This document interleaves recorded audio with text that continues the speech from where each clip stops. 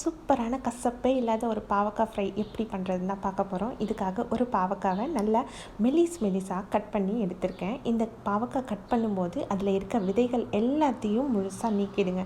அந்த மெலிசாக கட் பண்ணியிருக்க பாவக்காய் தான் நமக்கு மொறுன்னு ஜம்முன்னு பாவக்காய் வறுவலாக ரெடியாக போகுது. இந்த பாவக்காய் எல்லாத்தையும் ஒரு பவுலில் போட்டு அது கூட நான் இதுக்கு தேவையான அளவுக்கு உப்பு, ஒரு ஸ்பூன் உப்பு சேர்த்து இதை மிக்ஸ் பண்ணி ஒரு 10 நிமிஷம் வெயிட் பண்ண வைக்கணும். எதுக்காகனா இது பாவக்காவும் உப்பும் சேரும்போது தண்ணி விடும், அதுக்காக தான். இப்போ ஒரு 10 நிமிஷம் வெயிட் பண்ணட்டும்.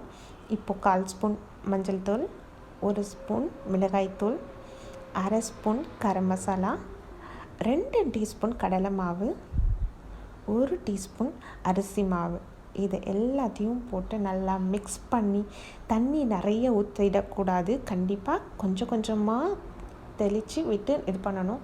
ஏன்னா தண்ணி ஆட்ட வச்சிட்டோம் அப்படின்னா ஆயிலில் வந்துட்டு சரியாக அது ஃப்ரை ஆகிறதுக்கு கரெக்டாக இருக்காது.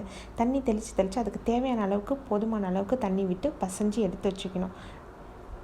ஒவ்வொரு பசைஞ்ச பாவக்காய் அத்தனையும் ஒரு 15 நிமிஷம் ஊற வச்சுக்கணும். 15 நிமிஷம் ஊறுறதுக்குள்ள நம்ம இதுக்கு பொரிக்கிறதுக்கு தேவையான ஆயில் ரெடி பண்ணிக்கலாம். ஆயில் ஃப்ரைனாவே பொதுவாக எல்லாத்துக்கும் ரொம்ப பிடிக்கும் தான். ஆயில் ரொம்ப ஹீட்டாகவும் இருக்கக்கூடாது. மிதமான சூட்டில் குறைவான தீயில் ஹீட் பண்ணி வச்சு ஒரு பாவக்காவாக எடுத்து பொரித்து நல்லா 2 பக்கமும் கோல்டன் கலரில் வர மாதிரி ஸ்லோவாக பொரித்து எடுக்கணும். ரொம்ப ஹை ஸ்பீடில் வச்சிட்டோன்னா தீஞ்சிடும். மிதமான சூட்லேயே வச்சு பண்ணுங்கள். எப்போவுமே பாவக்காய்னாலே எல்லாருக்கும் பிடிக்காது, கசப்புன்னு சொல்லுவாங்க. இதை நீங்கள் கண்டிப்பாக செஞ்சு பாருங்கள். ரொம்பவே உங்களுக்கு வீட்டில் எல்லாருக்கும் ரொம்ப பிடிக்கும். கசப்பு இல்லாத ஒரு பாவக்காய்னும் போது உடம்புக்கு நல்லது தானே. ஃப்ரை பண்ணுவேன் என்ன, டேரெக்டாக குழம்பு போட்டு சாப்பிட்டா என்ன, பாவக்காய் நமக்கு உடம்பு செய்கிறது இல்லையா.